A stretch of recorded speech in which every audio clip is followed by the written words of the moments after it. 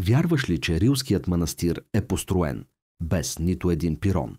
Да, нула. Нито един пирон. Мит или факт? Рилският манастир – символът на българската вяра и оцеляване. Основан още през 10 век от свети Иван Рилски, но днешният му вид е от 19 век.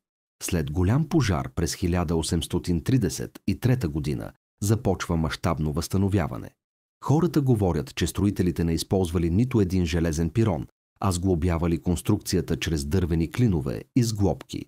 Майсторите на възрожденската епоха, особено от Банско и Разлог, са били ненадминати в така нареченото дърводелство без метал.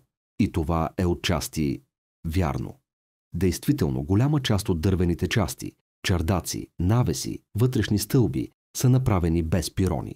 Но за основните носещи конструкции, покриви и стени са използвани и метални елементи, включително железни пирони, особено в по-късните ремонти. Така че мит или факт? По-скоро полуфакт. Пирони има, но в част от сградата майсторството е толкова изящно, че и без пирон всичко стои векове наред. Знаеш ли друг български храм, строен без пирони? Пиши в коментарите и ме последвай за още видеа от поредицата Мит или факт.